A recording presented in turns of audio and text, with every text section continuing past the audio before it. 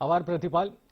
કોરોનાની પહેલી અને બીજી લહેર સામે લાખો લોકો ઝઝૂમ્યા. હવે કેસ ઘટી રહ્યા છે એટલે ચિંતા પણ થોડી ઓછી થઈ રહી છે, પરંતુ છેલ્લા કેટલાક સમયથી ચર્ચાઓ શરૂ થઈ છે કે જો કોરોનાની ત્રીજી લહેર આવશે તો બાળકોને નિશાન બનાવશે.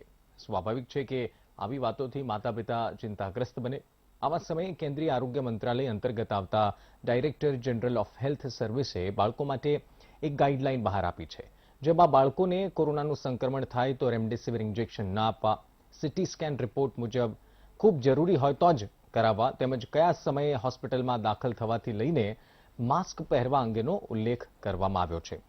ઘણી બધી ગાઈડલાઇન્સ છે કે સ્ટેરોઇડ્સ ક્યારે આપવા કે નહીં, અને આ ગાઈડલાઈન એટલા માટે પણ જરૂરી છે કારણ કે જ્યારથી ત્રીજી લહેર શબ્દ સંભળાઈ દે ત્યારથી લઈને એ ચર્ચાઓ છે કે બાળકો જો સંક્રમિત થશે, જો બાળકોને આ ત્રીજી લહેર નિશાન બનાવશે તો તેનાથી બચી કઈ રીતે શકાય.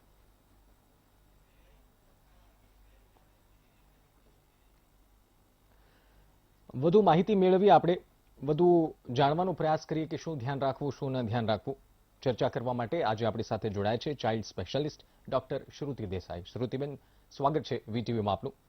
શ્રુતિબેન, એક નવી ગાઈડલાઈન બાળકો માટે જાહેર કરાઈ છે. સૌથી પહેલા તો આ ગાઈડલાઇન્સને આપ કઈ રીતે જોઈ રહ્યા છો? એક તરફ ત્રીજી વેવની ચર્ચા કે ત્રીજી વેવમાં બાળકો વધુ સંક્રમિત થઈ શકે છે, અને તેવામાં આ ગાઈડલાઈન જાહેર થઈ છે કે શું કરવું, શું ન કરવું. આપ એક ડોક્ટર તરીકે કઈ રીતે જુઓ છો?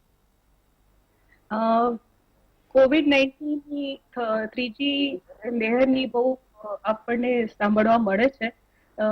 પહેલી અને બીજી લહેરમાં જે બાળકો હતા એ બહુ અફેક્ટ નતા થયા, પણ જે મ્યુટેશન વાયરસમાં જોવા મળે છે એ પ્રમાણે એવું લાગે છે, ઘણા જે સાયન્ટિસ્ટ એવું પ્રિડિક્શન કરે છે કે આ થર્ડ લહેરમાં બાળકો બહુ વધારે અફેક્ટ થશે, અને જે પહેલા જે એસિમ્પ્ટોમેટિક કેસીસ હતા એ વધારે સિવિયર થવાની શક્યતા છે. એવું કઈ સાયન્ટિફિક બેસિસ નથી. It is just a પ્રિઝમ્પશન, but it is always better to be prepared, better safe than sorry. So government has issued COVID guidelines, અને જે અમારું માળખું છે, ઇન્ફ્રાસ્ટ્રક્ચર છે, એ પ્રિપેર કરે છે, ડોક્ટર્સને ટ્રેનિંગ આપે છે, એન્ડ એક તરહની very rational guidelines have been issued so that જે મિસમેનેજમેન્ટ ના થાય, અને જે સેકન્ડ વેવ જે હતી જેમાં આપણે ઘણા બધા મ્યુકોરમાઇકોસિસના કેસીસ પણ જોયા, એ એવી રીતે એવું કઈ જે કોમ્પ્લિકેશન્સ ના થાય એ પ્રમાણે ગાઈડલાઇન્સ ઇશ્યુ થઈ છે.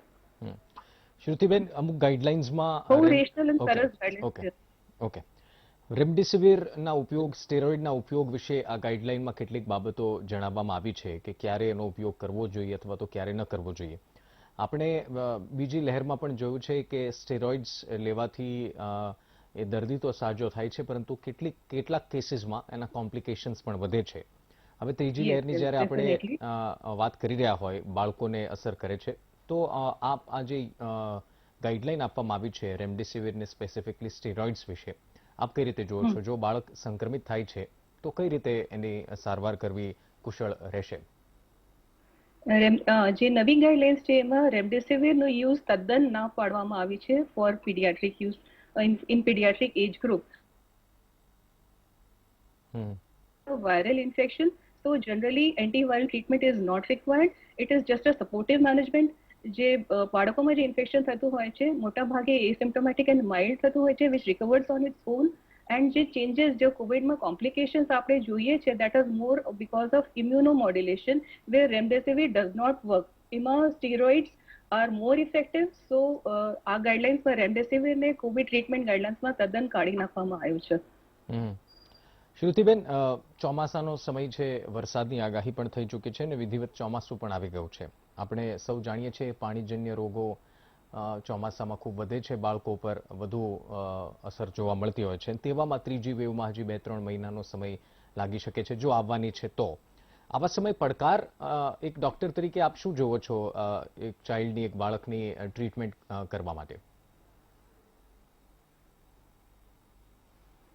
Can you please repeat the question? There was some difficulty in the connection. Yes, શ્રુતિબેન, મારો સવાલ એ છે, ચોમાસું આવી ચૂક્યું છે અને ચોમાસામાં આપણે જોઈએ છીએ કે પાણીજન્ય રોગોથી બાળકો વધુ હેરાન પરેશાન થાય છે આવી ઋતુમાં. અને તેવામાં હવે થર્ડ વેવની પણ ચિંતા છે. તો એક ડોક્ટર તરીકે શું ચેલેન્જીસ આપ જુઓ છો કે જો કદાચ આ પરિસ્થિતિ ઊભી થાય, એક તરફ ઋતુ રોગો છે, બીજી તરફ કોરોનાની ત્રીજી વેવની વાતો સંભળાય છે? Exactly. I mean, this is a very crucial time for us medical practitioners because અત્યારે મોન્સૂનનું સિઝન છે, જે મોન્સૂનજન્ય રોગો છે, જે રોગચાળો આપણે રૂટીનલી દર વર્ષે જોતા હોઈએ છીએ, એનું એક ચેલેન્જ તો છે. એની સાથે સાથે આપણે કોવિડનો challenge which is being predicted એ પણ બહુ મોટો છે. So the health structure has to be really well prepare to meet the challenge. Shrutiben, બાળકોએ ખાસ બાળકોના માતા પિતા, કારણ કે બાળકને માસ્ક પહેરવું કે ન પહેરવું ગાઈડલાઈનમાં પણ કહેવામાં આવ્યું છે કે 6 થી 11 વર્ષના બાળકો હોય માતા પિતાની દેખરેખમાં માસ્ક પહેરી શકે. અને આપણે સૌ જાણીએ છીએ કે બાળકો સતત માસ્ક પહેરી રાખે પુખ્ત વયના લોકોની જેમ એ જરૂરી નથી, અથવા તો એ શક્ય પણ નથી. ત્યારે ઘરમાં રહેતા જે બાળકો છે એમના માતા પિતાએ ખાસ આવા સમયે શું ધ્યાન રાખવું જોઈએ? આઈ મીન છોકરાઓ માટે એ લોકો માસ્ક કાયમ પહેરી રાખે એ ઇન્શ્યોર કરવું બહુ જ અઘરું છે. પર્ટિક્યુલરલી 6 થી 12 વર્ષના છોકરાઓ તો પણ માસ્ક પહેરે, but less than 5 years it is really very difficult. તો ઘરમાં જે રહેતા હોય છોકરા હોય, if other members of the family are showing any symptom like may be fever, cold, cough, એવા કંઈ માઇલ્ડ સિમ્ટમ્સ હોય તો એનાથી દૂર રહેવું, ફિઝિકલ ડિસ્ટન્સિંગ મેન્ટેન કરવી, that is more important than masking. Masking, if possible, એ કરવું જોઈએ, but it is not advised, it is not feasible in less than 5 years and in less than 2 years. તો WHO પણ advise નથી કરતી because માસ્કિંગના લીધે બીજા ઘણા બધા કોમ્પ્લિકેશન્સ ઓક્સિજનેશનના થઈ શકે છે. તો ફિઝિકલ ડિસ્ટન્સિંગ અને to keep away from other family members who may not be well is more important. Shrutiben, CT scan વિશે થોડી આપને જાણકારી લેવી છે. આપણે પણ સાંભળ્યું છે અને ઇવન ICMR પણ એક તબક્કામાં કહી ચૂક્યું છે ડોક્ટર ગુલેરિયા કે જરૂર ન હોય તો પુખ્ત વયના લોકોએ વારંવાર સિટી સ્કેન ન કરાવવું જોઈએ. ઇટ્સ લાઈક 300 એક્સરે પ્રમાણે એક સિટી સ્કેન, આવું નિવેદન તેમણે કર્યું હતું. હવે એક તરફ કોરોના છે અને બાળકો સંક્રમણ થઈ શકે છે એવી વાતો છે. તો બાળકો માટે સિટી સ્કેનની જો જરૂર પડે તો is it safe? A safe છે ખરી કે પછી સ્થિતિ હોય તો એ કરાવવું જ પડે? ના, અમે બાળકોમાં જે આપણે જે સિટી સ્કેન આપણે કરાવીએ તો એના લીધે જે આપણું ટ્રીટમેન્ટ પ્લાન છે એમાં કોઈ બહુ ઝાઝો ફેર પડતો નથી. તો જે આપણે સેકન્ડ વેવમાં જોયું કે આપણે બહુ બધા સિટી સ્કેન થયા, ઇનફેક્ટ ઇવન RT-PCR નેગેટિવ હોય તો પણ લોકો it was sort of a confirmation for corona. But in paediatric cases the રેડિયેશનના ચાન્સીસ બહુ વધારે હોય છે. So we should avoid CT scan because it is એનાથી અમારું કોઈ મેનેજમેન્ટનું પ્લાન બહુ ચેન્જ થવાનું નથી. એટલે it should be done only in cases where you feel કે I mean patient is I mean we can change our treatment plan. May be આપણે કંઈ બીજું કંઈ ચેન્જ કરવું હોય તો જ આપણે કરાવવું જોઈએ, otherwise we can totally avoid it. બિલકુલ. શ્રુતિબેન, ફાસ્ટ લાઈફમાં બાળકો માટે એક હાઇજીન બહુ મોટો વિષય બની રહ્યો છે. કોરોના અને કોરોના પહેલા પણ ફાસ્ટ ફૂડનું કલ્ચર આપણા દેશમાં અને ખાસ યુવાઓમાં, બાળકોમાં વધી રહ્યું છે. તેવામાં હવે અનલોક તરફ દેશ આગળ વધી રહ્યું છે. ધીરે ધીરે ખુલ્લી રહી છે, રેસ્ટોરન્ટ્સ ખુલ્લી રહી છે, હોટેલ્સ ખુલ્લી રહી છે. અને આ સમય દરમિયાન માતા પિતાએ બાળકોના હાઇજીન વિશે શું ધ્યાન રાખવું જોઈએ? શું સલાહ આપશો માતા પિતા? Hygiene is extremely important. જે કોરોનાનો જે કોવિડ એપ્રોપ્રિએટ બિહેવિયર છે, like frequent hand washing should be, it cannot be more stressed, it should be stressed again and again, particularly with better with soap and water, and if not available so આપણે sanitizer which contains at least 60% of alcohol should be used. Double masking should be stressed upon. આપણે even if we are going out તો આપણે stress કરીએ કે એક double masking હોવી જોઈએ. In children those who can go for mask, it should be a double mask, a surgical mask plus a cloth mask, and physical distancing. These are very important hallmark of COVID prevention. So even if you are going for maybe you should not eat when other like in a group or public પ્લેસીસમાં હવે બધું જે ખુલશે તો બધા marriage functions ને બધું વધવાનું. તો try to maintain physical distancing and try to avoid eating in presence of other people. બાકી બધા લોકો હોય તો એની સામે માસ્ક કાઢીને ખાવાનું અવોઇડ કરવું જોઈએ. And nutritious food cannot be emphasise less. જેટલું હોય ન્યુટ્રિશિયસ ઘરે બનાવેલું ખાવાનું ખાવાની ટેવ રાખવી જોઈએ.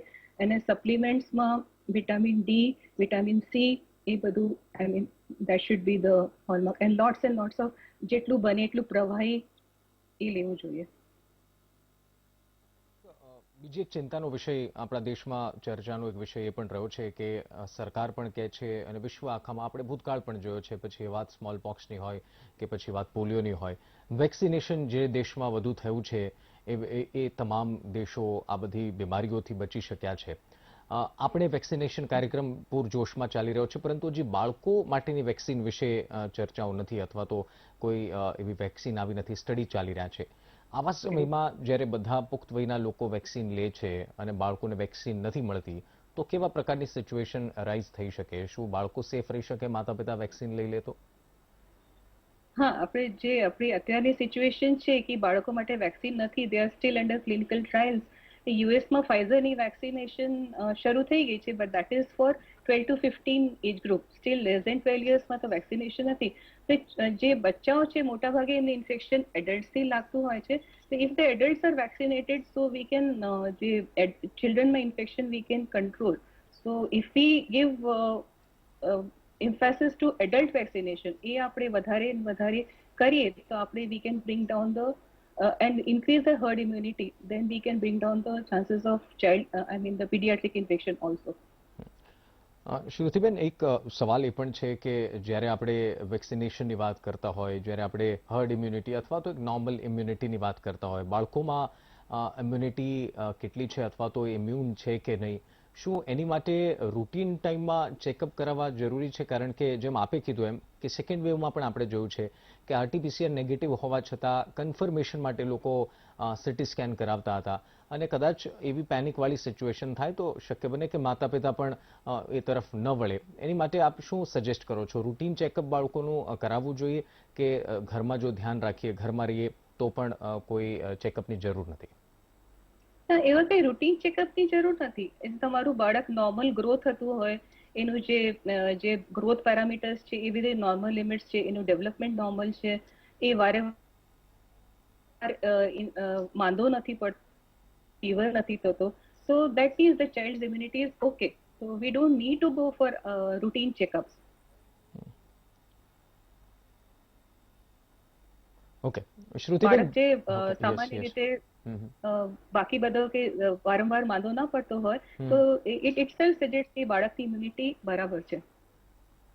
ઓકે, શ્રુતિબેન, જે કોમોર્બિડ બાળકો છે, ઘણી વખત આપણે જોયું છે કે નાના બાળકોમાં પણ અમુક પ્રકારના જન્મજાત અથવા તો રોગ આવી જતા હોય છે, દુર્ભાગ્યપૂર્ણ.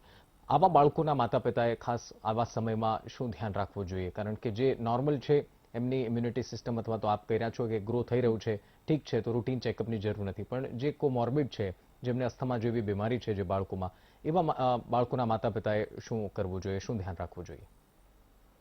એ લોકોએ જે કોવિડ એપ્રોપ્રિએટ બિહેવિયર છે એ બહુ સ્ટ્રિક્ટલી ફોલો કરવું જોઈએ. Double masking, hand washing, physical distancing, and જે બાકી રૂટીન ઇમ્યુનાઇઝેશન છે, જે આપણે ન્યુટ્રિશિયસ ડાયટ લેવું જોઈએ. બને ત્યાં સુધી છોકરાઓને, એટલે they should not be allowed to go outside and play, જેટલું હોય from their routine their peer group એ લોકોને દૂર રાખવાનું. એડલ્ટ જે ઇન્ફેક્ટેડ હોય એમનાથી એમને દૂર રાખવાનું. એ જેને રૂટીન વેક્સિનેશન છે, જેમ કે ફ્લુ વેક્સિન છે અને જે એજ એપ્રોપ્રિએટ વેક્સિનેશન છે, એ કમ્પ્લીટ કરાવવા જોઈએ. હાલમાં જ એમ્સના ડાયરેક્ટર રણદીપ ગુલેરિયાએ કહ્યું કે ત્રીજી લહેર મામલે અમારી પાસે કોઈ ડેટા નથી, અથવા તો એવી કોઈ આપણી પાસે ડેટા નથી કે એનાથી એવું જજ કરી શકીએ આપણે કે ત્રીજી લહેરમાં બાળકો જ સંક્રમિત થશે. પરંતુ જે ચર્ચાઓ સોશિયલ મીડિયામાં અથવા તો અફવાઓ ચાલી રહી છે કે બાળકોને જ ઇફેક્ટ કરશે, આવા સમયે આપ માતા પિતાને શું રિક્વેસ્ટ કરશો અથવા તો શું મેસેજ આપવા માંગશો? એટલે જે ચર્ચાઓ ચાલી રહી છે, they are just sort of extrapolation from what the data we had in second wave. પણ એવું કોઈ સાયન્ટિફિક બેસિસ નથી કે થર્ડ વેવમાં બાળકો અફેક્ટ થશે, કારણ કે બાળકોમાં જે એમના લંગમાં રિસેપ્ટર્સ ફોર જે સાર્સના જ્યાં જઈને લંગમાં રિસેપ્ટર્સમાં જે અટેચ થાય છે and causes infection, those receptors itself are lacking in pediatric group. એ જ રીઝન છે જેના લીધે કોવિડ ઇન્ફેક્શન બાળકોમાં બહુ ઓછું થતું હોય છે, કાં તો બહુ જ થાય છે તો પણ બહુ જ માઇલ્ડ અથવા તો એસિમ્પ્ટોમેટિક થતું હોય છે. એટલે આઈ વુડ લાઈક ટુ જે પેરેન્ટ્સને હું એ મેસેજ આપીશ કે there is no need to panic. We should continue with our routine life, and જે આપણે કોવિડમાં જે પહેલા જે પ્રિકોશન્સ લેતા હતા, જેમ કે double masking, physical distancing and frequent hand washing, એ જ આપણે ચાલુ રાખવા જોઈએ. અને એમાં ઢીલાશ ના મૂકવી જોઈએ અને બાકી ઘરના જે એડલ્ટ છે એમને વેક્સિનેશન મુકાવવી જોઈએ and there is no reason to be afraid કે ગભરાવાની જરૂર નથી.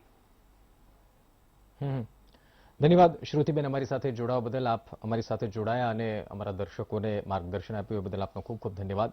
ડોક્ટર શ્રુતિ દેસાઈ આપણી સાથે જોડાયા હતા, ચાઇલ્ડ સ્પેશિયાલિસ્ટ છે. ત્રીજી વેવમાં જે ચર્ચા ચાલી રહી છે કે બાળકો સંક્રમિત થઈ શકે છે, એક વાત અહીંયા એ પણ જાણવી જરૂરી છે કે એમ્સના ડાયરેક્ટર રણદીપ ગુલેરિયા પણ એ કહી ચૂક્યા છે કે એવા કોઈ આધાર પુરાવા હજુ સુધી નથી આપણી પાસે, અથવા તો એવા કોઈ ડેટા આપણી પાસે નથી કે જેનાથી ત્રીજી વેવમાં એ જ નક્કી કરી લઈએ આપણે કે બાળકોને જ સંક્રમણ થશે. એટલે બાળકોના માતા પિતાને પણ અમે અપીલ કરીએ છીએ કે એવું કોઈ ગભરાવાની જરૂર નથી. આપણે સૌ કોરોના ગાઈડલાઇન્સ જે છે, કોરોના નિયમો જે છે એનું પાલન કરીએ અને ઘરમાં રહીએ તો સુરક્ષિત રહીશું. બ્રેક માટે રોકાઈએ, બ્રેક બાદ અન્ય સમાચારો પર નજર.